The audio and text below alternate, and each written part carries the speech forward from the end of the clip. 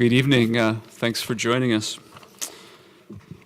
I'm Charles Waldheim, Chair of the Department of Landscape Architecture, and it's my distinct pleasure to welcome you here for the 2010 Frederick Law Olmstead Memorial Lecture. The Olmstead Lecture is offered here at the Graduate School of Design annually, and it's had a history of focusing on histories and theories, the body of ideas in landscape architecture. And so it gives me a great deal of pleasure to introduce this evening's speaker, Sebastien Marot. Marot is trained in philosophy and in history. He came to my knowledge, but also to a kind of international prominence with the founding of a very influential journal in Paris called Le Visiteur in the middle of the 1990s, a journal that he continued to edit, I think, consequentially through 2002. Marot has taught in a range of leading design schools in architecture and landscape over the last number of years, and he's presently appointed Professor of Architectural History at the Ecole d'Architecture de la Ville et des Territoires in Marne-La-Vallee, Paris. For me, Marot has been among the clearest and most articulate theorists of what's come to be known as the suburban. And in a way, his theory of suburbanism will form a part of his talk this evening. I won't say more about it, other than to suggest that his description of, in the work of OMA, two strains of thought, one of which he'll describe as a kind of super-urbanism, another a kind of suburbanism, has, I think, helped shed important light on the discourse around landscape urbanism. Please join me in welcoming Sebastien Marot.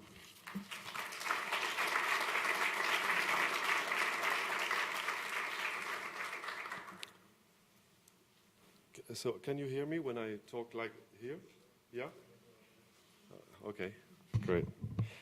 So so it works. Okay, it's a great honor for me to be with you today in this room under the patronage, the intimidating patronage of Olmstead, and I want to thank you, to thank my friends. Charles Waldheim and Moisen Mostafavi for their invitation and for giving me this opportunity to share my work with you.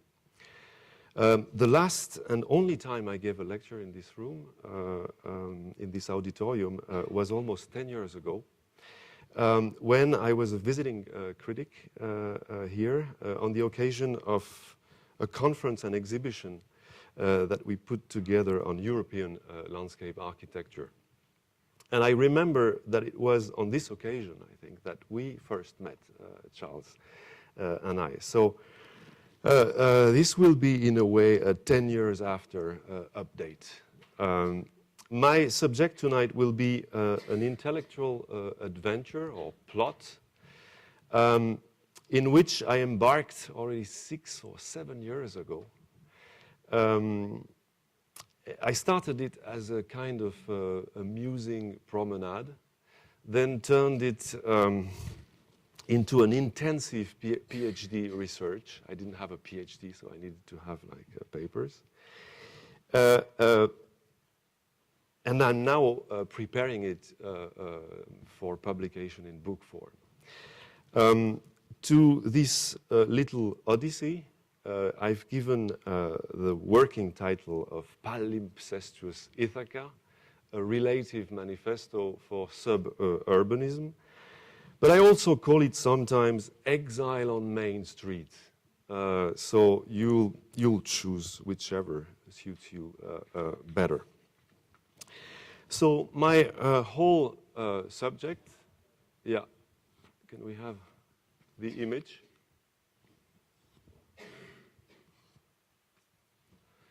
My whole subject is contained in this box.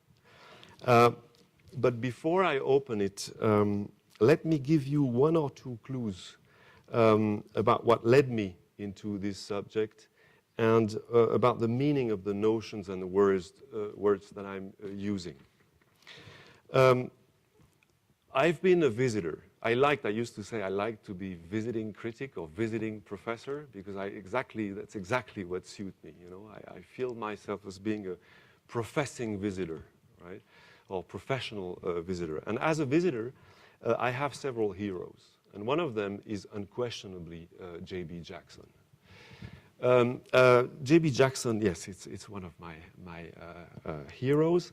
And I've been always very interested in the way his books are built.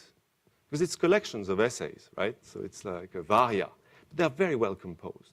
For instance, this one starts by a text called The Word Itself, meaning looking for a definition of what landscape is, the word being landscape, of course.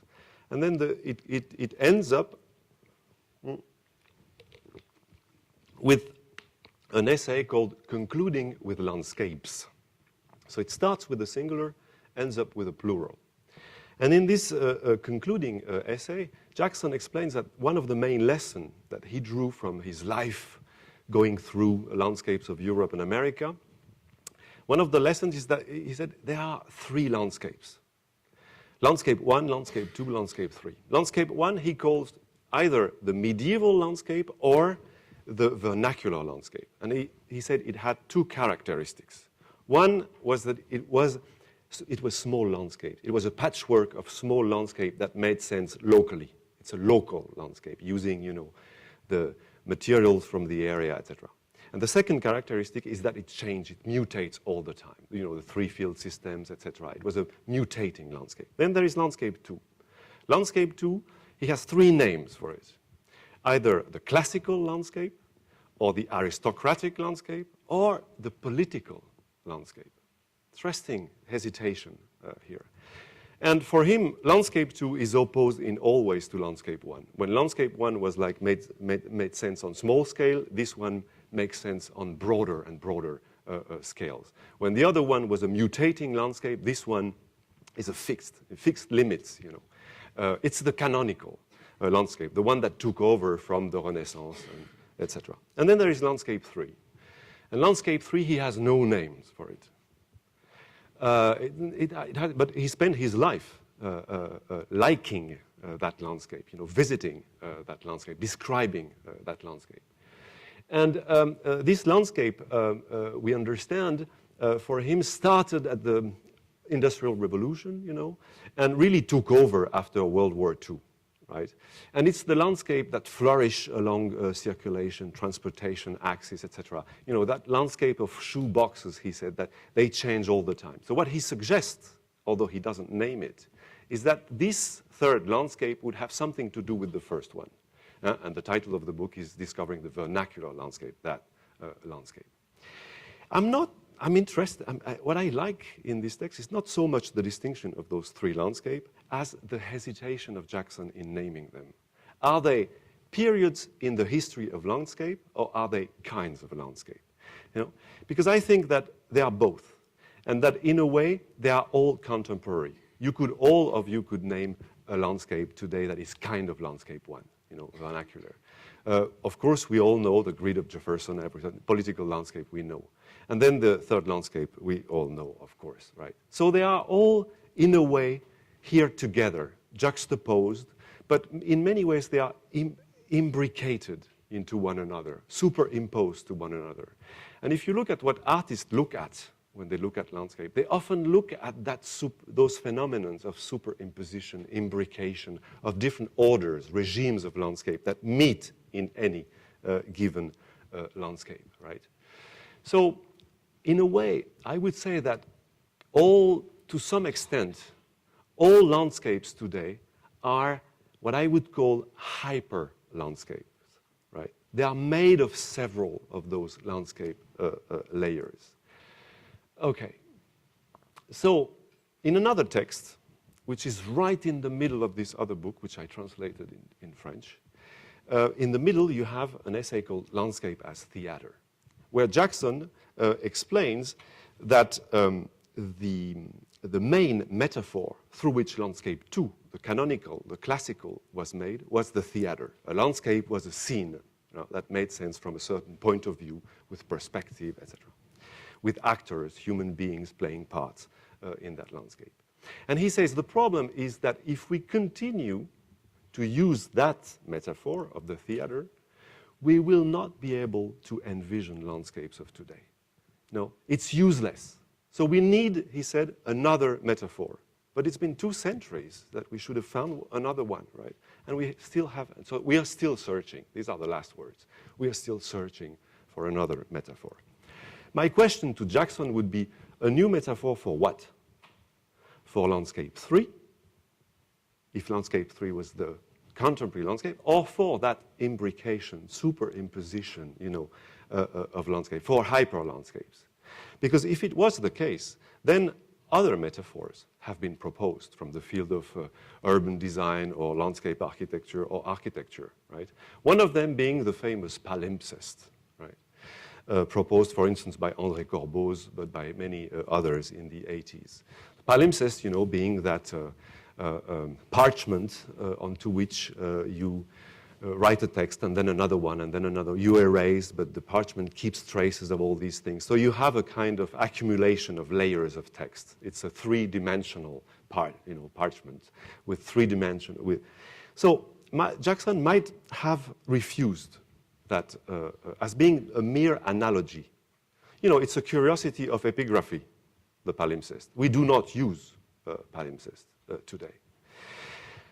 Okay, but then the same people who proposed the palimpsest came back with another one, which is very close to it, which is the hypertext. There is no doubt that we are plunged into hypertext as the classic were into the theater, right? That hypertext is like a shaping the way we see the world. So I don't know. I do think that we could combine the two of them, that it would be good to combine those 2 metaphors, with that of the theater, by the way, also, right? To combine them, because one is physical, and territories are physical, the palimpsest, and the other is more fluid, allow us to navigate, and I think territories have to be both envisioned as palimpsest and hypertext. You can choose. But what I think is that trying to find a matrix of a representational matrix to envision landscape, to envision hyper landscape, it might be useful to revisit the way artists at the early 20th century tried to suggest or to represent the famous 4th dimension that scientists were talking about, right? Because what is a hyper landscape, if not an imbrication of 3D landscape? So something like the fourth dimension. You know that writers were very interested into that, artists, painters, and among those painters and artists, one who spent really his life investigating playfully the 4th dimension is Marcel Duchamp. Marcel Duchamp, you could say that his main work, I mean one of his main masterpieces, The Large Glass, or The Bride Stripped Bare by Her Bachelors Even, behind its erotico-pataphysical plot is a meditation between the relationship between the 3D domain of the bachelors on the bottom and the 4-dimensional realm into which the bride blossoms. You know that Marcel Duchamp called that separation between the 2 domains the bride's mantle. You know, the bride's mantle, like, it was difficult to go through that mantle. And going from the 3D to the 4-dimensional would mean going through that thing.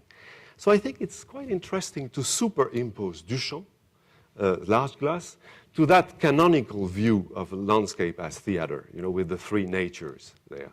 The first nature in the background, here, as given by the gods and inhabited by gods, obviously.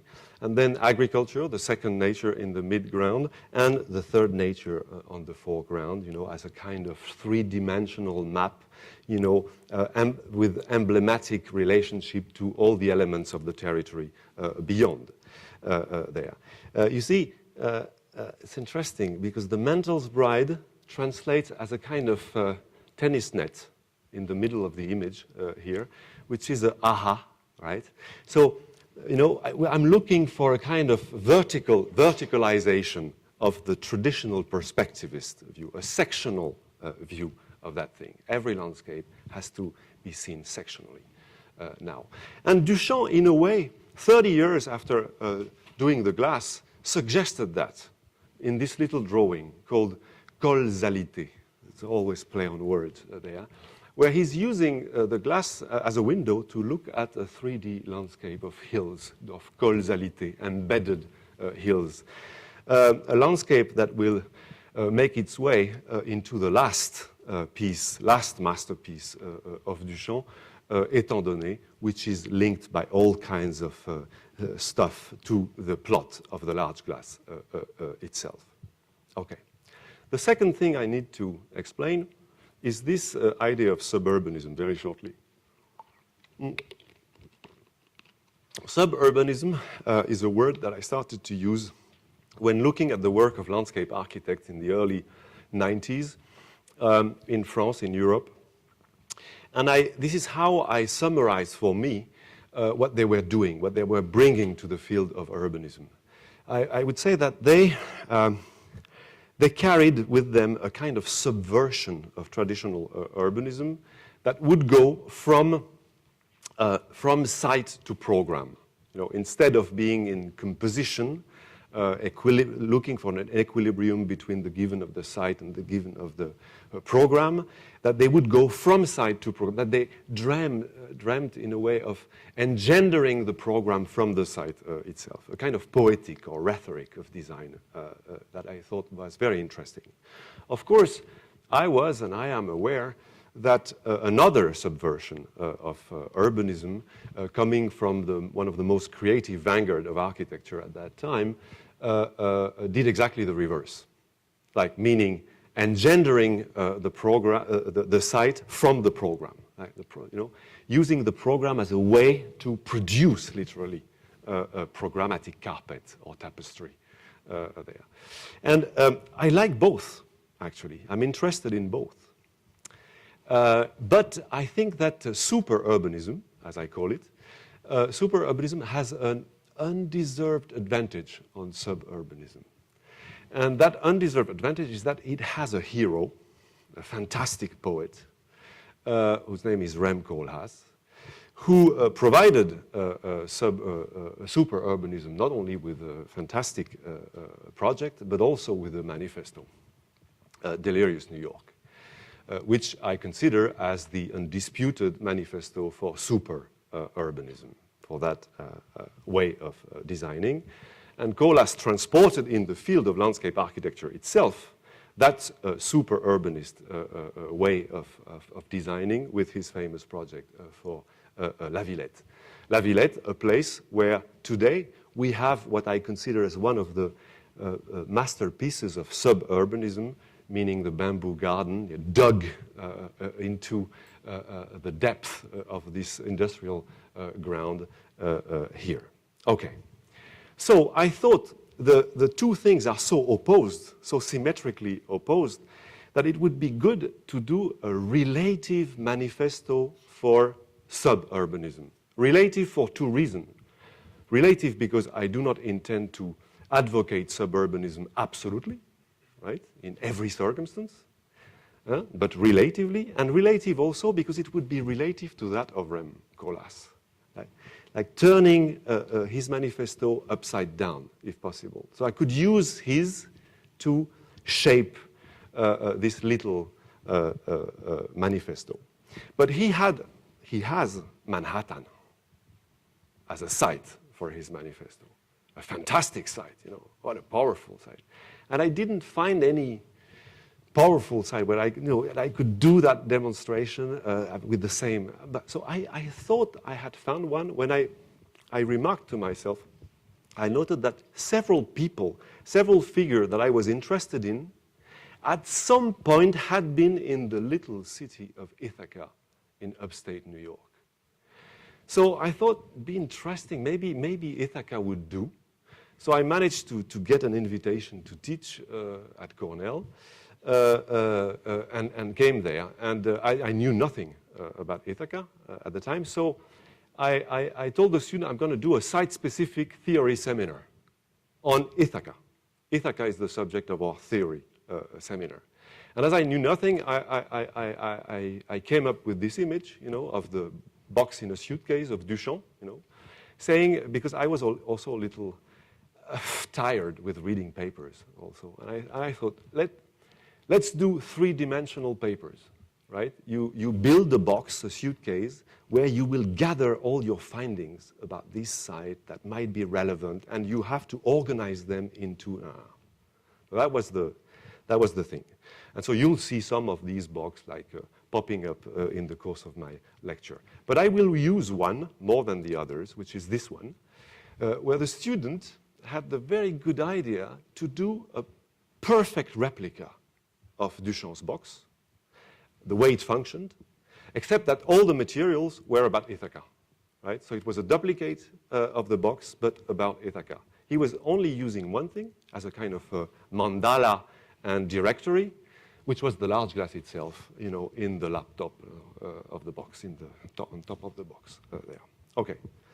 So I have to tell you, my lecture is going to be like a duration of a feature movie, 70 to 80 minutes from now on. I have to tell you. So as I'm doing that, I want to mention two movies that I would like to emulate. Right? One is this one, Russian Ark by Vladimir Sokurov. A fantastic film where Sokurov, used the Museum of the Hermitage in Moscow to evoke 300 years of Russian history, right? And he did it by following a kind of character, this guy, and each time that guy opens doors, it's another epoch, another period in the history. So it was Catherine of Russia, and then, Pierre le Grand, and then, etc. But the wonderful thing is that they did that movie exactly in 1 hour and 30 minutes, one shot, right? He followed the guy like that. They knew they could do it like twice. If after 20 minutes it failed, they could do it another time, but then no. So they shot the movie, like that, and then after 1 hour and 30 minutes, no montage, was finished, the movie. So I think this compression of time is fantastically strong in that movie. And the other one is, of course, this one, Fitzcarraldo.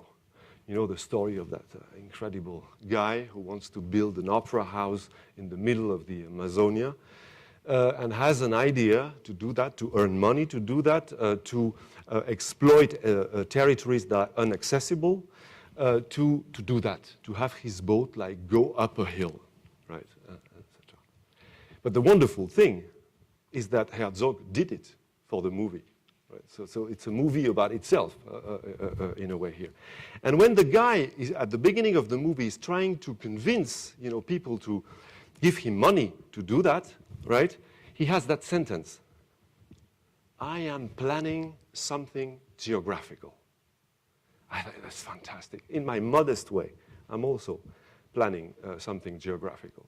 So we're here in the Finger Lakes area, right? A fantastic allegory of geography, 10 lakes like that, as if a cat had scratched, the surface of the earth and left the deep imprints in there. Okay, we know who the cat was. It was those glaciers, right, that came down several times across northern America and left lots of traces in the area. And we have that Lake Cayuga, on the inlet of which is Ithaca and Cornell. Lake Cayuga is one of those through valleys. Glaciologists call through valleys those valleys that were in the axis of the progression of the ice and that were over-carved, deeply carved by they are deeper than sea level, So all these valleys, north-south, are called through valleys. The valleys that were perpendicular to the progression of the ice were mainly occupied by the ice, which then retreated, leaving them hanging at a much higher level. So that's why they call them the hanging valleys, right? Starting a whole process of hydrological erosion, creating cascades, gorges, which are in the middle of the campus at Cornell, for those of you who know that. The first promoter of that glacial theory is a guy from Harvard. Actually, he's a Swiss guy, Louis Agassiz, right? Who didn't have a lot of success with his theories on glaciology in Switzerland, and came to the States and was appointed professor at Harvard here. But the guys of Cornell, when they wanted to hire people and started the university in the 1860s, they asked him to come to Cornell. And he came, and this is what he said. I was never in a single locality where there is presented so much material in so many branches of natural history as here in this beautiful valley. So you see, the guy comes from for the inauguration of Cornell University and says, the building are just like they're trying to build it. He says, no, the university is not in the buildings, it's in the site itself. The institution is the site itself. Okay, so a whole school of glaciologists will develop at Cornell, right? You see them here. They are in Greenland, for instance, here, at the end of the 19th century. And this is a very bad photo that I found in the archives, but this is the Cornell Glacier in Greenland. So they mapped, there is an anamorphosis of Cornell up in Greenland there because they named everything after, but there is also a Harvard Glacier in Alaska and Columbia one. They all had theirs, but this one is particularly nice. This is Mount Schurman, because Schurman was the president of the university at that time. Here, they are in Alaska in 1909. Wonderful photos taken by a guy that Professor Tarr took with him, which was Oskar von Engeln. He was then called on campus Professor von. Professor von was a photographer who did all those photos during those trips there. And you see him here coming out of his dark room tent. Can you imagine? So you have this actinic light, and in the middle you have that dark room tent and the guy developing his film there, right? This is a kind of image of the university in Alaska. You see the dark room revealing knowledge there. And here, look at that. This is Oskar von Engeln washing his negatives in the water of the glacier. It could be Robert Smithson, right? It's fantastic image. And when they came back, they built the corresponding, thing to the darkroom tent, which was the ice laboratory on campus. This is the ice laboratory where they had, they took a huge chunk of original glacier ice, had it brought to Cornell by train, by Pacific Railroad, and they did lots of experience, trying to understand how ice could have that erosive power and to shape the land where they were working. And in their publications, to try to give an idea of the magnitude of the glaciers, this is what they did. Mapping Washington over the Columbia or the Grand Pacific Glacier up in Alaska. Or, look at that, the monument of Bunker Hill here in Boston, to give an idea, of how big that is, right? Here, the Chicago Tribune, you see? And the one I really like, the one I prefer, a high-rise building in New York. So you see, the skyscraper dwarfed by the earth scraper, right? So you see, I'm starting to weave my plot, right? So we could say there is a kind of equivalence here. We could cast Manhattan out of Lake Cayuga, right? But we could also cast its skyscrapers out of the gorges. What is interesting is that geologists call all these layers of sediments horizons. That's a horizon in geology, right? Horizon. So you have here a hyperlandscape made of the superimposition of all the successive landscape, that took over, and then carved by the glacier who built a kind of hyper landscape, in there. So you have a kind of equation between the stories of the programmatic stratification in the skyscraper and the stratification of horizons in the hyper landscapes of Cornell. I like this one mainly for color issues. Okay. So you see here a class of geology in Cornell, in the rooms of Cornell, in the gorges, trying to decipher the glacial morphemes of this hyper landscape. This one could be a Jeff Wall, no? Photo posed like that. Okay. Okay, but glacial theory is recent. Where are we exactly? This is one of the first images published by Rem Koolhaas in Delirious, New York. The phantasmatic map of Jolin of 17th century representing New Amsterdam. If you look into the caption, the legend, the cartouche here, here we are in that region here, right? Called Lac des Iroquois, peuple très cruel. Lakes of the Iroquois people, very cruel people. So this is where we are. We are in Iroquois, in the Finger Lakes.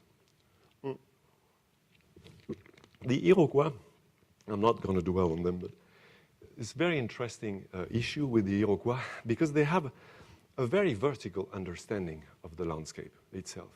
This is one of the myths of their cosmology, you know, saying that there is a kind of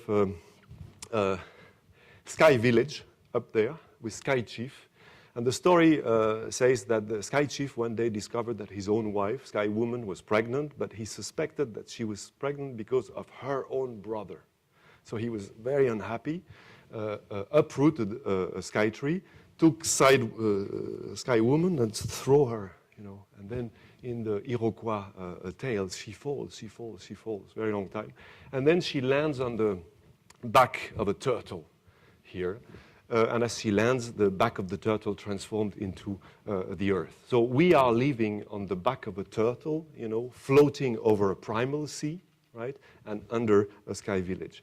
And this image is articulated to another one, that of the Confederation of the Iroquois, whose foyer was each of the 5 eastern Finger Lakes. So Cayuga was one of them, Seneca, where they were the keeper of the west, the Mohawks, the keeper of the eastern door, etc. And they were, as you know, a very powerful confederation, so that all the colonies tried to hire them into their wars with the others. They were very powerful during the French and Indian Wars and were partly responsible for pushing the French up north. And then, of course, there was a problem when the war for independence started. And most of them stayed with the English. They also feared that the guy who were there were more dangerous than the one in England. Anyway, but they broke on this issue. The Confederation broke. And Washington, who feared the big support that the Iroquois could give to the English, sent a powerful army to eradicate Iroquois. That was the program, eradicate Iroquois. So this army came, you know, and they burned literally all the village, the plantations, everything. Wonderful orchards that the soldiers saw, you know, and they said, that's an interesting area. So that the President of the United States is called by the Iroquois Town Destroyer now, and it's hereditary, so the title. There.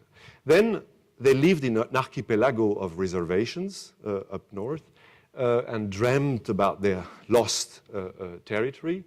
And because they were not subject, supposedly, to vertigo, they played a very active part in the construction of iron bridges up there. And also, you see here a Mohawk on the construction site of a skyscraper in New York in the 70s. So for 10 to 15 years, this whole area of Iroquois is a vacant lot, right? A vacant lot, but they're working in the offices of the Surveyor General of the state. And they designed that military tract, a perfect grid, right, of lots of 600 acres that are to be given to the soldiers who were active during the independence war as a way of paying them. So they designed that huge thing. And the first settlers arrive. The guy who is responsible for the design of this grid is Simeon de Witt. Simeon de Witt is a very important figure in the history of planning in the United States. He stayed in office as a state surveyor general for 50 years, right, until his death in 1834. So he's a very important guy. And he is grid man, right? He makes grids. For any extension of cities, he does grids. For the creation of new towns, he does grids. It's simpler. And of course, the one for which he should be very famous is the grid of Manhattan of 1811 that he designed, right? He was the designer in the commission. Okay, so this is the man who created, as Ecole says, the most courageous acts of prediction in Western civilization, is Simeon de Witt. But while de Witt is working on the grid, this is what he writes to his cousin. The place to which I propose to go when I have no business here, meaning in New York, is a village of at least 30 houses and fronts a plain of the richest lowlands. If I should live 20 years longer, I'm confident I should see Ithaca as important a place as Utica now. Its advantages and situation cannot fail of giving it a rapid growth and making it one of the first inland places of trade. There is no place of its size in the country where there is such a stir of business. I mention these things to show that what I have contemplated for my future residence is not a dreary, solitary country situation. So you see, that's interesting. Huh? The planner of New York dreams of Ithaca. You know? That's interesting. And so what does he do in Ithaca? He takes the lion's share. It's very weird when you read history about the planning of Ithaca, because this is the military tract. Every lot is 600 acres, each of them, right? Except one, which is there, just right in the middle, and the other have to, and in the plan, it's the only exception, and they say, well, this has already been attributed to somebody, etc. But, that's very weird because he has a lot of clout, because 3 years after, he's the owner, the surveyor general. It goes to his stepfather and then to him. So he designs an exception in the grid for himself, just in the axis of the lake, right? And there, as he's surveyor general, he can name things. The military tract had names of European history, Milton, but also Homer. So that was the Ulysses township, right? He named it Ulysses. And then, as he's the master, he does the maps. He called the city, there is nobody, Ithaca, right? For two reasons, he says. One is because it was known, that place among the settlers, as Sodom. That was not good. It was better to name it Ithaca. And then, because of supposedly, there was a resemblance between the lake and the bay in the island of the Greek navigators. I don't know how he could have figured that out, but you can judge, maybe, here. So you see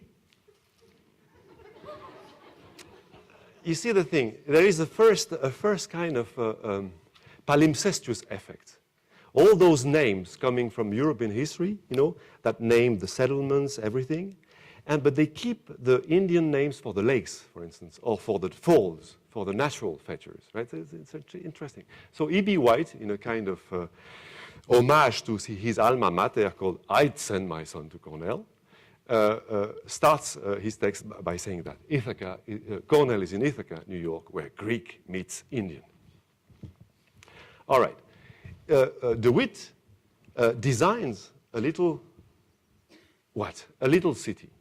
He plays Monopoly there, but he designs a little city, which is interesting because it's an inland island. You see the two gorges running there, okay? And he designs basins around a little grid, right? Connected by a canal to the lake, right?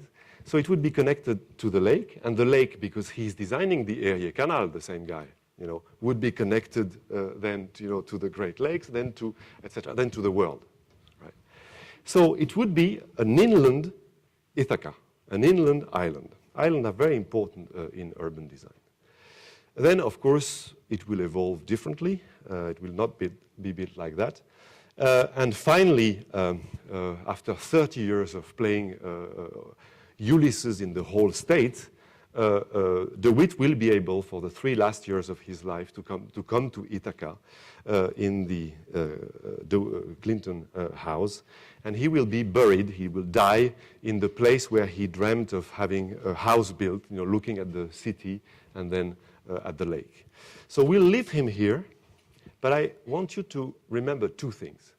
First, this little tension between the downstate metropolis and this upstate little tree city. And second, the fact that Ithaca was selected, chosen, built by a geographer. Okay, just at the moment when he dies, the first proactive manifesto for Ithaca are published. Either painted, there is a painter who turns around Ithaca from all the hills, trying to capture the good perspective point. Here he's on South Hill. We could be in Versailles, you see. The lake is like the Grand Canal, like looking up north, looking up to the Erie Canal, looking up to the rest of the world there. And then he's on West Hill here. But it's the story of many cities in the United States, and Chicago, for instance, where they were expecting the future from a direction, and then it comes from another direction. The train comes from the south. So there is another Palimpsestuous effect here. Okay. And so it's in train and not by boat that the Ulysses will come back to Ithaca. So those proactive manifestos, they are numerous, and one of them is called Views of Ithaca and its Environs by an Impartial Observer. So of course these people are hired by the city boosters, to help them put their city on the map there. And they all do the same thing, like a clockwise tour of all the gorges. They are so fantastic, so beautiful, and they describe how it's a picturesque machine, right? Where you have all that water coming, all that power coming, and then all the mills in the gorges that transform that power into richness, right? And into activities, and then flow through the city to go into the vast reservoir of beauty of the lake, right? This is the machine that they describe there. But their most enthusiastic pages are not for those gorges. They are for the mills. They are for the little infrastructures that the settlers have put in the gorge. They praise the adjective nature of this tunnel, for instance, that diverted the flow of the water to feed the mills, on a continual basis. Or this little convex dam, which is an adjective playing with the force of the stream and the gorge. Okay, and praising those infrastructure, they are unconsciously praising the guy who built them, Ezra Cornell, who is going to play such a role into that place. Ezra Cornell was a self-taught engineer, right, who came to that place, worked for the mill owners, built those infrastructure, had a passion for agriculture, agronomy, bought land there. And then there was the big crisis of 1840s. He was without work. And then he went across the United States to try to sell a plow, that plow here. And during this trip, he met the guys who were putting the Morse cable, right, who had the contract to put the first Morse between Baltimore and Washington. And Ezra Cornell invented a machine, fantastic machine, that would, carve the earth, put the cable, then close it, etc. Then he will say it's stupid because just put it on poles, it'll be perfect.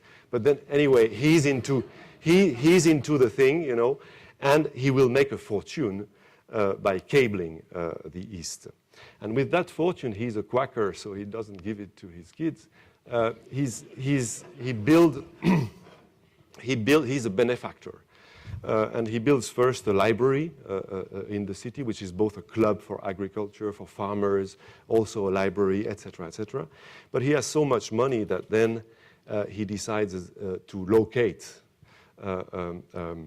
a land-grant university that the state is going to fund.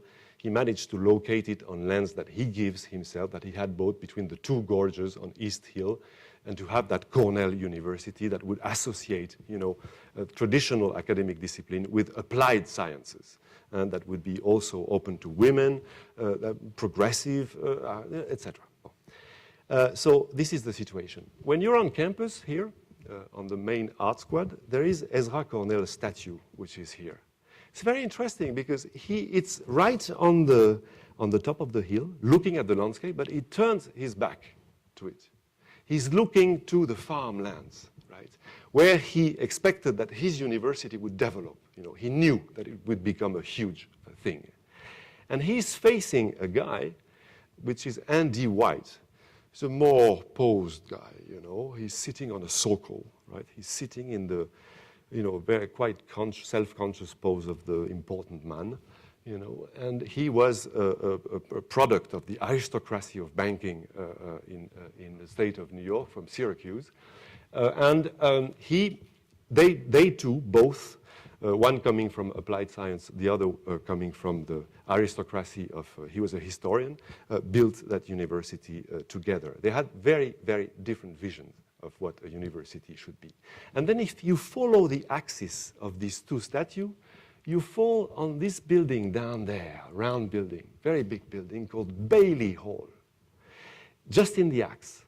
And Bailey Hall is named after this guy, who is probably the most important guy that ever went at Cornell, Liberty Hyde Bailey, a botanist,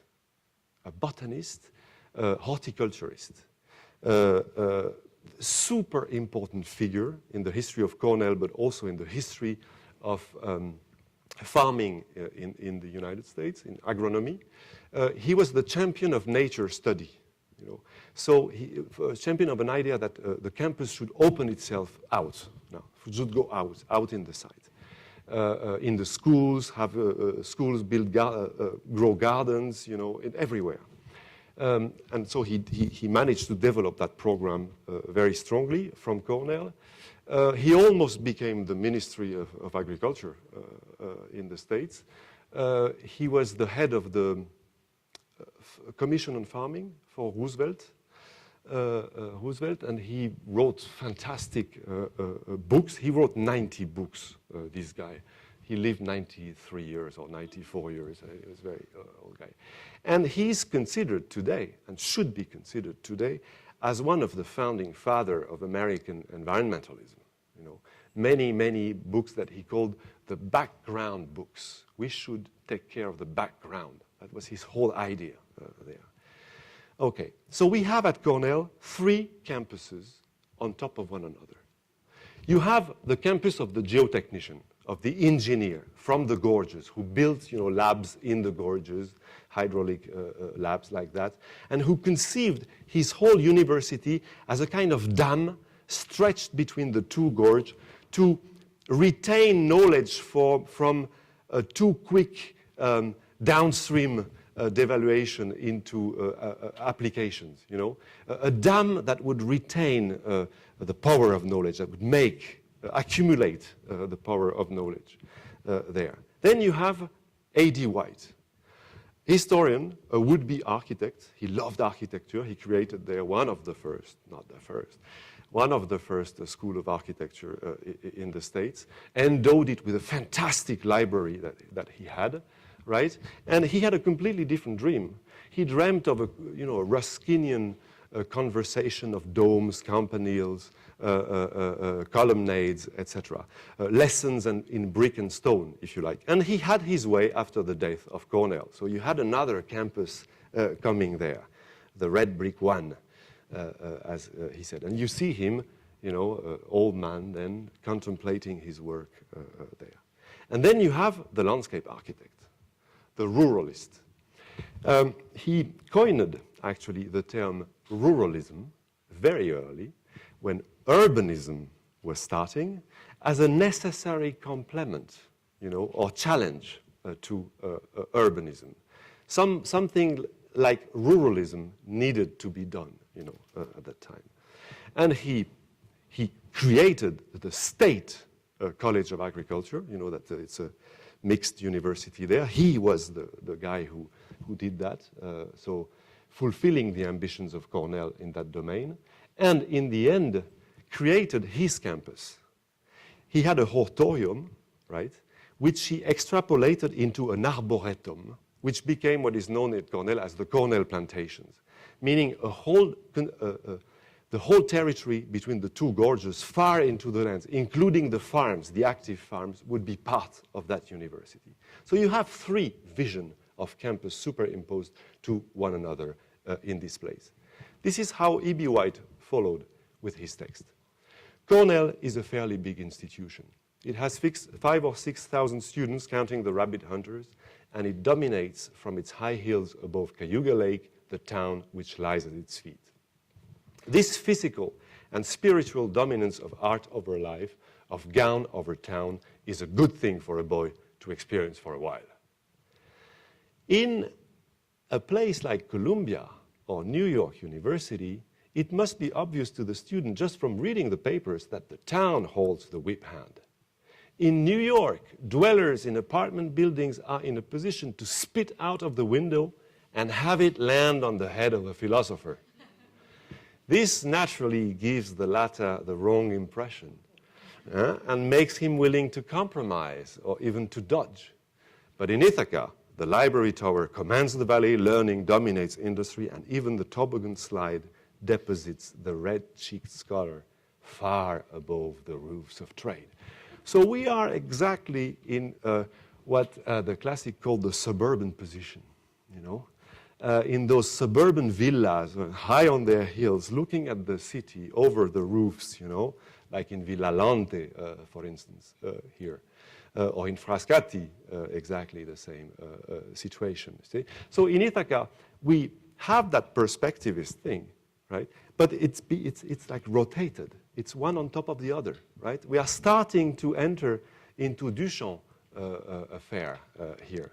So it will be interesting just to use the machinery of the large glass, and have it worked with the water of the mills of Ithaca, right? That's what I do. Put the machinery of the large glass and make it run with the water of Ithaca. There are 9 bachelors in the large glass.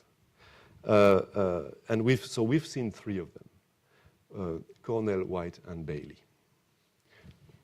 Colin Rowe is well known for having spent his life thinking about this imbrication or superimposition of spaces. First at the scale of architecture with his notion of transparency, and then at the scale of urban design with his notion of collage. At Cornell, he dreamt with his student of reconciling the theaters of prophecies of the moderns, their wonderful machines, with the real cities, existing cities, and their past, the deep cities, Rome being the perfect palimpsestuous city for him that would be able to welcome those things. So in his Cornell, with him, become a kind of Corb Academy, a mecca of space talk, where his student and his colleagues produce texts about that negotiation, contextualism, and where they do projects where they operate that reconciliation in several other cities, Manhattan here, with projects for Harlem, and it is in Cornell associated with the Museum of Modern Art that creates the Institute for Architecture and Urban Studies there at the time. But of course, the vanishing point of Colin Rowe is Rome. Rome is the model city. There is one image of Ithaca in Collage City. And this is to illustrate Main Street. He's talking to Venturi, saying, Main Street is hard.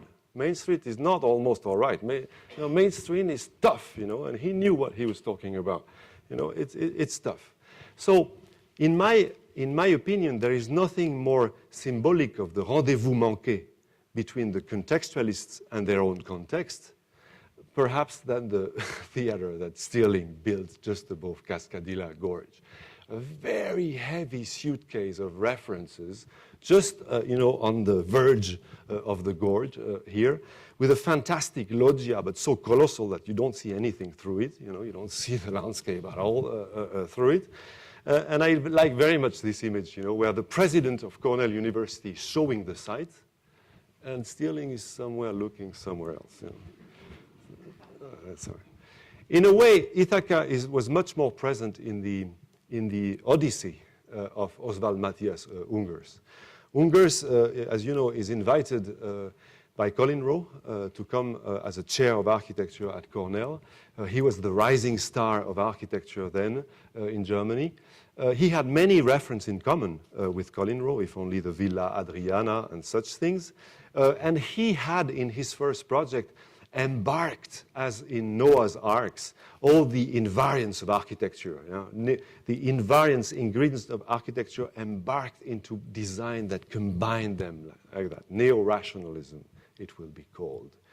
But he had also an incredible empathy for the sites where he worked. And for instance, this is the publication of his Grundzug Süd project in 1963, I think, where you see the plan of the construction, a huge thing there, and then the photos only argumented from photos of the existing site. They will all be teared down by the project, but they all justify the position that he takes in his new building. So an incredible empathy for sites. Then he was hired in Berlin, where he did fantastic. He said to the student, you don't go anymore, do field trips to Greece and everything. We're in Berlin, we stay in Berlin, right? And we work on Berlin. This is site-specific seminar also, Only Berlin. And there, he wanted to experiment, the telescoping of programs of the metropolis, of the Großstadt, right? So what about parks and housing and infrastructure? And let's go. And then the student go, and automatic pilot, and they work, incredible work that they did at that time. So when he arrives to Ithaca, he does a bit the same, His first project is a huge, hyper building, a mega structure to disenclave Ithaca, where they solve the problem of infrastructure, of housing, of offices in Ithaca, producing images like that, Fantastic hyper building going across the Ithaca reservoir. So that was probably not for nothing in the rivalry, in the problems that he had with Colin Rowe very, very, very quick. That was not exactly contextualism for Colin Rowe. But Oswald Matthias Ungers went into America. He went into the commune. He published a book with his wife, Kommunen in the Neuen Welt. It was the hippie time at the time. We're in 69, 70. But so, the climate was not very good. You see Ungers surrounded by the Rowe guys, right? And you see that it doesn't go, it's the stuff. This is a sketch by Rita Wolf, who was a Léon Krier friend, and she described les frères ennemis, the enemy brothers, Colin Rowe. So Ungers developed an incredible activity, both as a professor and as a chair there, inviting all the vanguards of architecture, the Team 10 guys in the last generation. He was very associated with them. But also the new generation of neo-rationalists there. So Peter Smithson will write even on Ithaca. But after 74, but the climate is so bad that he works a lot on project in Germany. He's still in Berlin, right? Berlin is the vanishing point of his thoughts. Okay, so he does lots of projects from Ithaca on Berlin, working with his students, with Hans Kohlhoff, not Hans Kohlhoff, with Rem Koolhaas, among others. That's a drawing by Rem for one of those projects. They work for Berlin. Projects that are not unsimilar to La Villette, by the way, like this one here. Anyway, they work a lot together. And then from 74 on, Ungers, who will stay a professor, but will like move to Berlin and work only as for a summer school that he does in Manhattan first, and then in Berlin itself. Berlin, where he will write with Rem Koolhaas his own manifesto, exactly published in 78, like Collage City, which is Berlin as a green archipelago, cities within the city, Berlin as a green archipelago, where they imagine, dealing with the degrowth, ungrowth of Berlin by selecting a few areas transformed into very intense island floating in a green archipelago that you see here, and using the references, high references of architecture and landscape as boosters, genetic manipulation of things that would help boost those islands there. Okay, so he leaves back to Berlin, and he will leave only his son as a kind of Telemachus left behind, who will build like boulders of neo-rationalism in Ithaca, like this house or this one here. Okay. Koolhaas, Ithaca. It's in 1972 that Koolhaas decides to join Ungers in Ithaca, to go to Ithaca to meet Ungers and probably row. At the AA, he did this project, this famous field trip on Berlin. And it is during this field trip that he discovered in a library all the booklets of Ungers' teaching in Berlin that fascinated him. He met Superstudio. Superstudio had its continuous monument go into the wall, so probably this is one of the reasons that led him there. Then embarked into his Exodus project, which will be the link between London and Manhattan. And also in the Architectural Association, he met, just before leaving, Alvin Boyarsky, who was a Rowe friend of Colin Rowe, who had studied at Cornell and did a thesis on site at Cornell with Rowe. And he was coming back from Chicago, where he had written this fantastic piece called Chicago à la carte, which you know well, Charles. Fantastic piece that will have a tremendous influence on Rem Koolhaas, who will use the medium of the postcard also to do his film. I want to read you a little piece of interview published in Architecture d'Aujourd'hui in 1985. After the AA, why did you go to Ithaca instead of New York? I already had a vague intention to do something on New York. I was struck by the fact that this city was maybe the only architectural example in the 20th century which everybody admired, but which at the same time had never been taken seriously by historians. I wanted to correct that. But going directly to New York seemed too obvious, and instead I chose to settle first in a stupid, typically American city. I chose Ithaca because, willing to join Ungers, I knew of his seminars on the Berlin metropolis, the highways, the parks, and large housing districts. I had been told that he chaired the Department of Architecture at Cornell, which is located in this city. Colin Rowe also taught at urban design there. Unfortunately, a real war was raging between them, the reason of which nobody really understood, but which conditioned all their decision and attitudes. A strange war, since they had both a lot in common, if only about collage. Because I was Dutch, Colin Rowe had immediately catalogued me as somewhat German and hence on Ungers' side, which was a very positive thing in a way, because I thus benefited of the kind of friendship that links soldiers in trenches. I remember the first time I saw Colin Rowe. It was in the large room in the basement where he worked. There was a revolting smell, almost no light, and a huge sick dog with a lot of red spots amongst his black hair, somewhat like Tschumy's project for La Villette. One only student, black, was working there at the table, and Colin Rowe, bent behind him, was whispering in his ear, Palazzo Pitti, Piazza Navona, as if these were pornographic expressions. It's one of the most shocking scenes I've ever seen, but it tells a lot, I think, about the situation of American architecture. All right, so you see, 1972, The year the best band of the released its best LP, Exile on Main Street. We have our 3 Rolling Stones from Europe meeting, in Ithaca. So Rem Koolhaas goes into developing Exodus and starting Delirious New York, passion for the grid, start collecting with Madelon postcards to document his research. Madelon has even a little exhibition in Ithaca.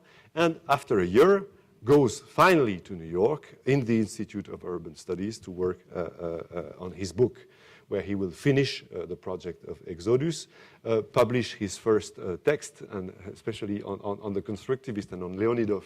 And if you see the conclusion of this is a real attack at Colin Rowe, right, at contextualists. On any other location, this building would have been ridiculous. This is the red in Moscow. Any other building on this location would have been absurd. That's good for the contextualist. And he publishes also the first thing in opposition, the first element of Delirious New York, works with Ungers on many projects, does the first project, starts OMA there with Zengelis, Madelon, and Zoe there, and develops an immense friendship with Ungers that will last till the end of Ungers, but especially intense till 78, and will finally publish in his own manifesto on this city. So you see, there is an interesting thing here. One of the big genres of postmodern writing has been what I would call the situated manifesto. You choose a territory in which you see all the seeds of a strategy, that you advocate in a way. So we know it's the learning from syndrome, right, that appears in the early 70s. And so in 78, you have 3 masterpieces in this genre published simultaneously, whose vanishing points are 3 very different cities, Rome, Berlin, and New York, but who share the same distance point in geometry. That thing which is outside the picture but governs the thing too, which is Ithaca, New York, right? So the manifesto for contextualism, the manifesto for urban disurbanism, and the manifesto for Manhattanism here. If you think about it, they have a lot in common, these 3 manifestos. Each of them, praises a given city as a matrix that could welcome the theaters of prophecy of the moderns, their utopian project. One, Rome, by digesting them into its texture. The other one, by providing them islands, or nutshells where they could develop within this archipelago. And the third one, organizing purely their coexistence in the grid. Again, one, by enrolling them into a figure ground composition. The second, by genetic selection and manipulation of urban genes there. And the last one, by organizing their development in the indifference or competition in the grid. But more than that, look at their addendum, for instance. A collage city, a collection of ready-made projects ready to be engaged into the urban collage or bricolage, or a series of metaphorical projects indicating what could be a Manhattanism traveling again to Europe, leaving the island of its origin and going with OMA into Europe.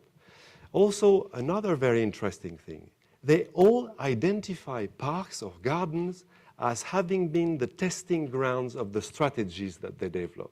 17th and 16th century French Anglo experiment for Colin Rowe here, the Havel Landschaft of Schinkel and Lenné for Ungers, and finally, who would develop his own theories about that. And finally, of course, the theme park, Coney Island, as the testing ground of the technology of the fantastic that would migrate then on the mother island.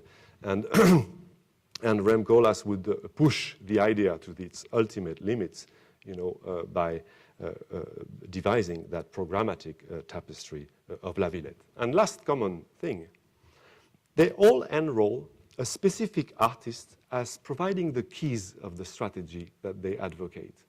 The collage of Picasso for Colin Rowe, the ambiguities of Magritte for Ungers, and of course the paranoid critical method of Dali for Rem Koolhaas. But if you look well, there is not only Dali in Delirious New York. You remember that image, but do you remember this one? You know, that day on the stage, there were not only those architects disguised in their own skyscrapers, there was also the basin woman, you know. Interesting, the basin woman. Where does she come from? That's what Rem says. An apparition straight from the man's subconscious. She stands there on the stage to symbolize the entrails of architecture, or more precisely, she stands for the continuing embarrassment caused by the biological functions of the human body that have proved resistant to lofty aspirations and technological sublimation. Man's rush to the nth floor is a neck-and-neck race between plumbing and abstraction. Like an unwanted shadow, plumbing will always finish a close second. In the article that he had written in opposition, he gave another precision that was given by the booklet of the ball. Lavatory supplied by the J.L. Mott Company. Interesting. The J.L. Mott Company was the one that furnished Duchamp with his famous fountain that he signed R. Mott, you know, almost J.L. Mott. So there is something bizarre here. Huh? You'll say maybe I'm a bit paranoid, but listen. This is what Duchamp wrote when he was to explain why the thing was refused by in the exhibition. To any innocent eye, how pleasant is its chaste simplicity of line, you know, the fountain, and color. Someone said, like a lovely Buddha. Someone said, like the legs of the ladies by Cézanne. But have they not, those ladies in their long, round nudity, always recalled to your mind the calm curves of decadent plumbers' porcelains? And he added, anyway, it's ridiculous because the only work of art that America has given are plumbery and bridges. Wow. So, you see, what do you think? There's something here in the chaste nudity and contour there. But then, you think I'm fool. But listen now. The Downtown Athletic Club, the description, you know, the men's building, you know, with the gym things here, and then the hotel where the bachelors are joined by the women who are invited, right? This is what he says, Rem. The Downtown Athletic Club is a machine for metropolitan bachelors whose ultimate peak condition have lifted them beyond the reach of fertile brides. In their frenzied self-regeneration, the men are on a collective flight upward from the specter of the basin girl. So he's exactly playing with the large glass, which was presented by Duchamp like that, with the fountain associated with the bachelors there. But he's reversing the thing, you know. The bachelors are up, right? And it is the basin woman, the bride, that tries to enter into communication with them desperately. So we have to put the large glass back on its feet. Rem, as the other, will leave soon his trace. He's leaving his trace now, thanks partly to you, Moisen, because he's building exactly in the same situation of Stirling's building over Cascadilla, his own building over Fall Creek. That will be a kind of social condenser reuniting the pieces of the School of Architecture and the legacies, the conflicting teaching legacies that are there. So, if you have 15 minutes more, I'll go into my 3 last bachelors. It will be quick. In 1969, there is at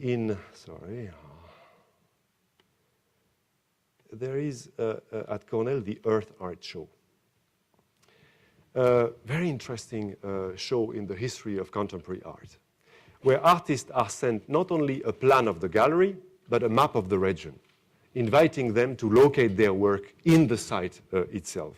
So they all come, you know, all the usual suspects of land art, the guy who are going to make the history of land art are there.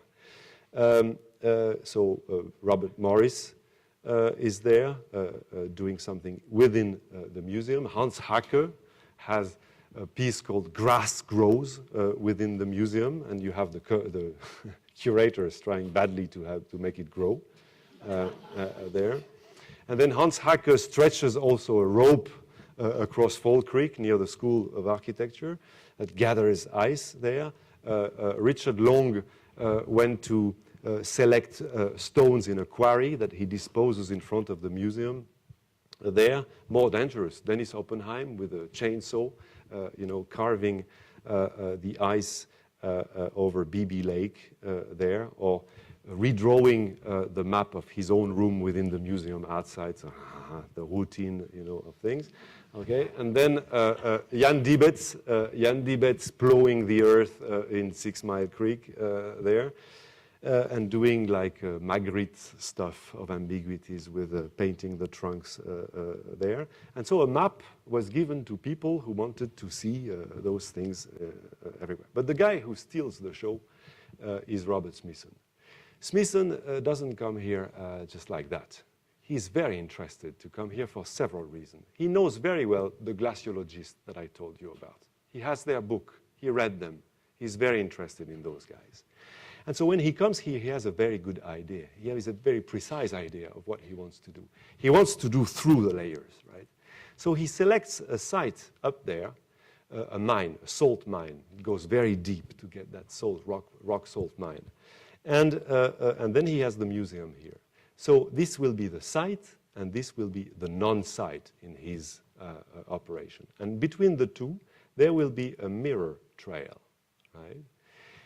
This is interesting because it is the last non-site of Robert Smithson, the very last one. So this is the mine, and this is the place in the museum where he exhibits the salts there with mirrors, the same mirrors there. And there is, he says, a double relationship here. The site has 2 levels. There is a sub-site and a site. And in the non-site, there is a non-site and a sub-non-site, except that it's reversed, the relationship between them. So he has that torsion between the two things. And this is the sub-non-site in the basement of the museum. And while he's doing that, he does something off-record, not for the exhibition, which is the first non-site done by Smithson on-site, right? And this is finished now for non-sites. He will not intervene. That's what he was doing before.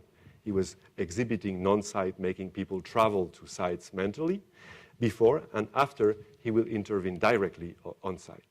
So now it will be a 3-dimensional picture of a site, but built on the site itself, right, as a kind of 3D portrait of it.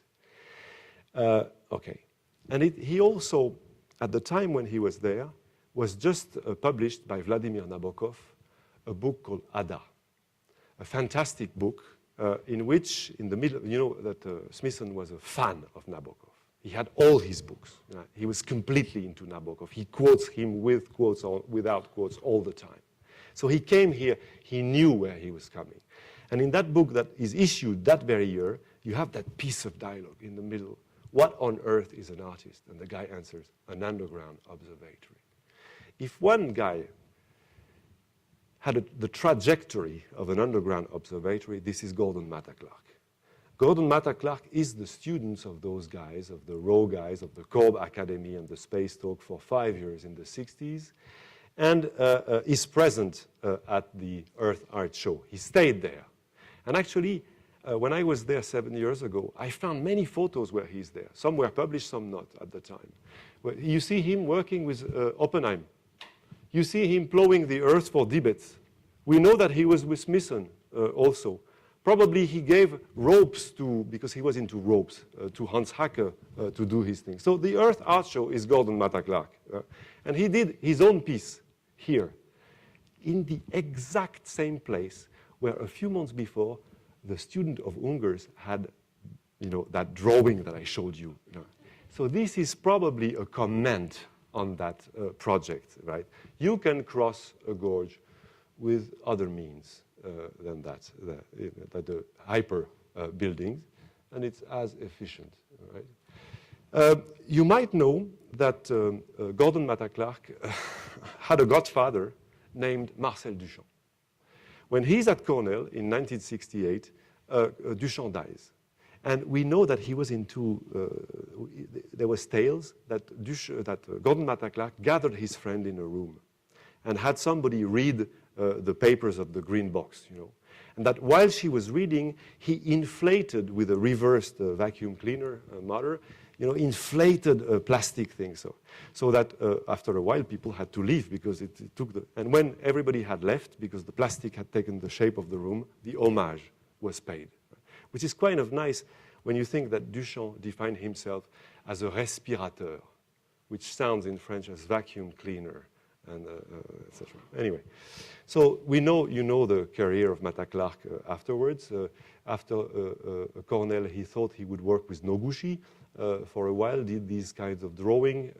Noguchi was almost his stepfather. So dreamt of becoming maybe going into landscape architecture, and then went to New York, did this project, which I think influenced Misson to do this one, and not the other way around, and started his investigation into buildings. I will not say anything about that, except that it's interesting to see that work in the perspective with the transparency of Colin Rowe. Achieving phenomenal transparency into building with very literal means, chainsaw, right? But obtaining incredible four-dimensional picture, mazes, right, across a building considered as space-time through which you cut. And you know the story of the Architecture group. When he goes, he's invited to participate into an exhibition at the Institute for Architecture and Urban Studies, where maybe Colas is writing his book in there at the time. No, he left just a few months before. I can't use that. But he might have been there, right? He might have been there. And he's invited by Peter Eisenman, and he says, I want to shot the windows, and put images. And they say, okay, it was in January maybe. Or they say, maybe one or two. And then he come at night with a air pump gun and shots them all, right? And comes the day after with those photos of buildings of the Bronx or Queens whose windows were already shattered completely. And he wanted to put, and I heard that some of the photos were maybe by building by Richard Meyer already broken at the time. I wanted to put those images in the frames with the window. So you see the comment there. Anyway, Matta Clark is probably the guy who went the deeper and the higher into all these layers of that vertical landscape towards an art of memory, when he did that heartbreaking project for his brother who had committed suicide in Paris, digging the ground of the gallery, and it's called Descending Steps for Batan, for his brother there. And then almost at the same time doing that project, Jacob's Ladder, the art of hope, really, in the Documenta in Kassel. And so I come to my last guy. My last guy is, of course, Vladimir Nabokov, who spent 12 years in Ithaca, coming from Europe. He came to the States in 1940, as you know, and in 1948 was invited to teach what was first here, working in the I guess his Museum of Zoology here. He was a famous lepidopterist, specialized into the sexual organs of butterflies, and worked there. and came on the invitation of this guy to Ithaca to teach as professor of Russian and professor of literature there. So what did he do there? It's very interesting. This is the moment when he's becoming an American writer. He was a fantastic Russian writer, and he's shifting. It's very rare in the history.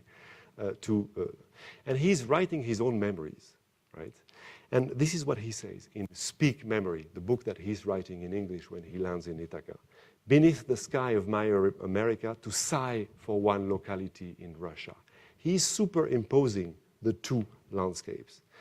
So he's going, revisiting all these landscape of these estates in St. Petersburg, etc. And this is what he says at some point. Perfect definition of palimpsestuous writing. I confess I do not believe in time. I like to fold my magic carpet after use in such a way as to superimpose one part of the pattern to another. Let visitors trip. And this is exactly what he's doing. I'll show you how. I have to read this. The kind of poetry, he's evoking the way how he wrote his first poems in the estates of Russia. The kind of poetry I produced in those days was hardly anything more than a sign I made of being alive, of passing or having passed or hoping to pass through certain intense emotions. It was a phenomenon of orientation rather than of art, thus comparable to stripes of paint on a roadside rock or to a pillared heap of stones marking a mountain trails. But then, in a sense, all poetry is positional. To try to express one's position in regard to the universe embraced by consciousness is an immemorial urge. The arms of consciousness reach out and grope, and the longer they are, the better. Tentacles, not wings, are Apollo's natural members. Vivian Bloodmark, which is obviously an anagram of Vladimir Nabokov, Vivian Bloodmark, a philosophical friend of mine in later years, used to say that while the scientist sees everything that happens in one point of space, the poet feels everything that happens in one point of time. Lost in thought, he taps his knee with his wand-like pencil, and at the same instant, a car, New York license plate, passes along the road. A child bangs the screen door of a neighboring porch. An old man yawns in a misty Turkestan orchard. A granule of cinder-gray sand is rolled by the wind on Venus. A Dr. Jacques Hirsch in Grenoble puts on his reading glasses.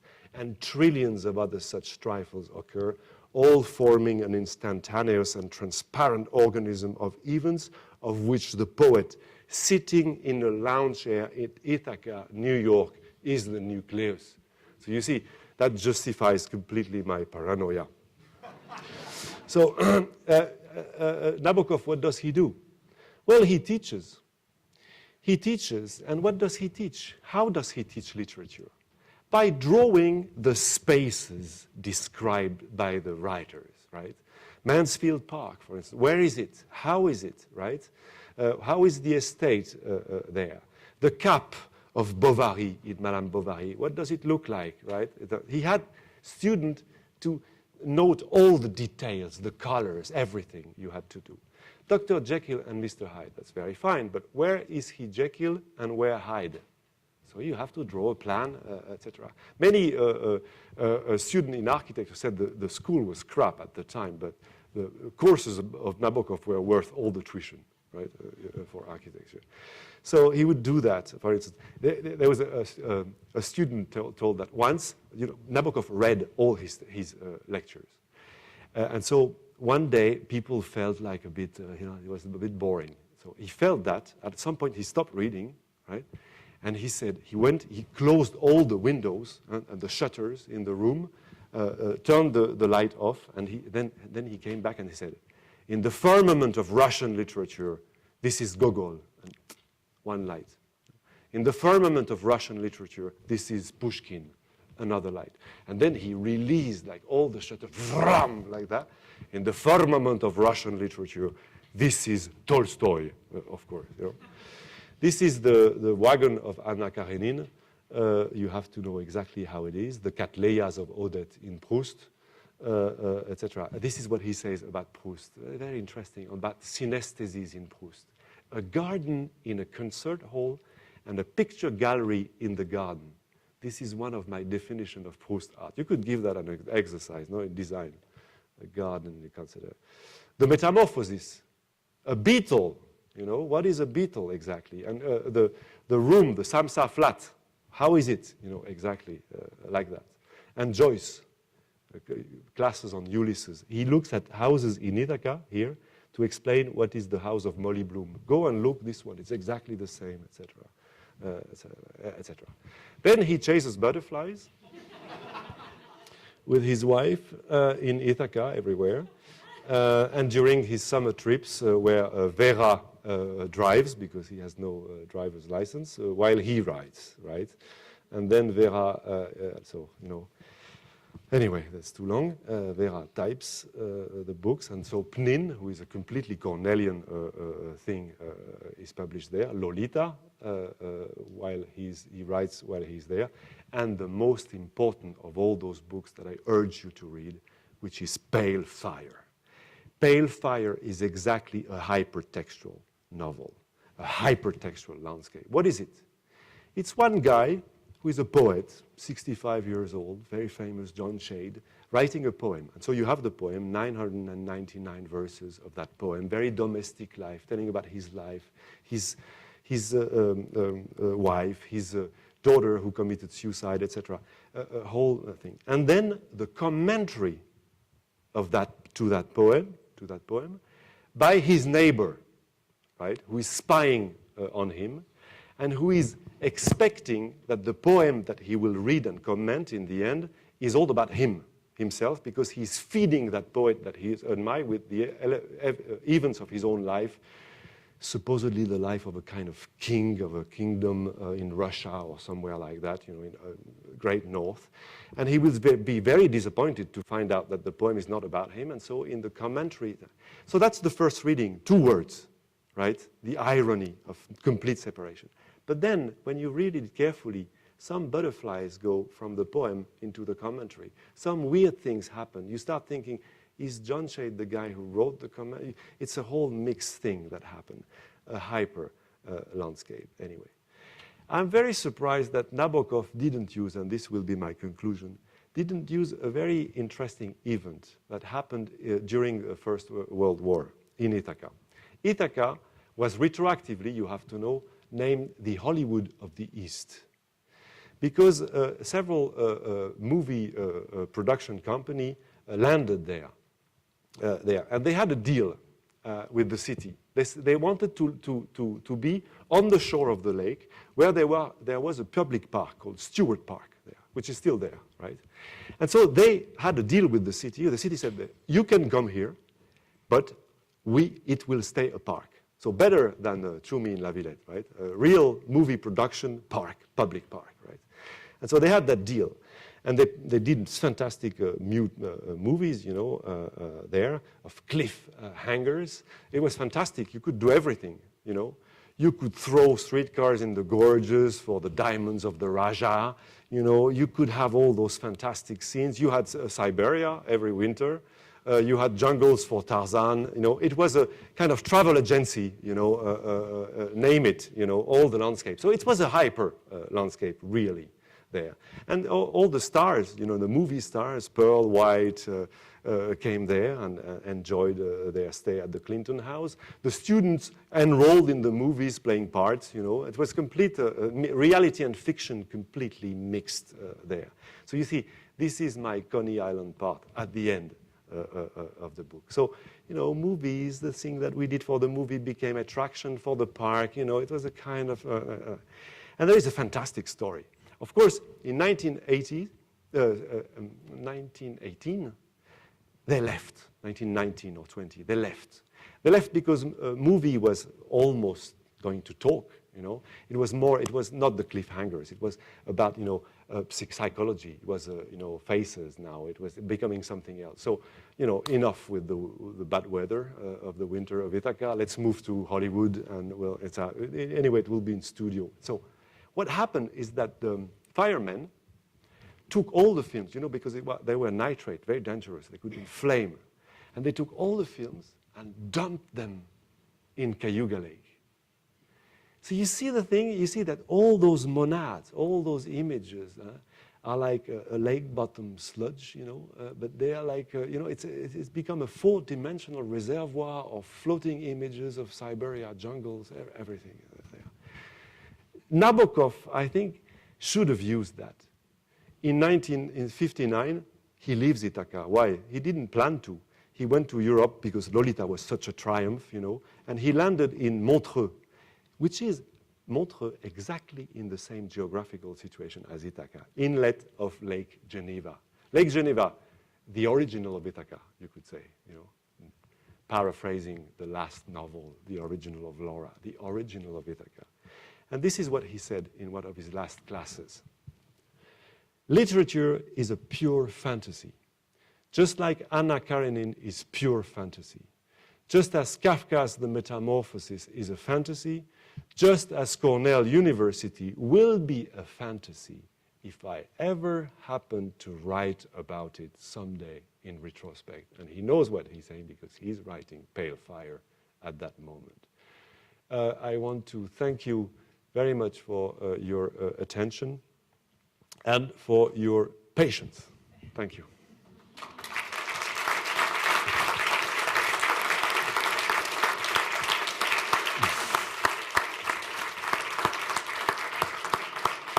Everyone's still here. Do you want to take a question? Sure. Yeah. We only have about an hour and a half for questions, so I don't know if anybody has anything.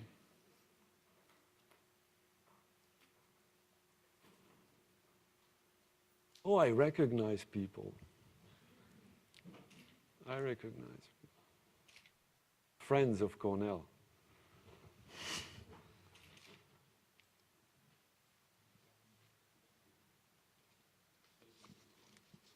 I have a question. Are you exhausted? Yeah.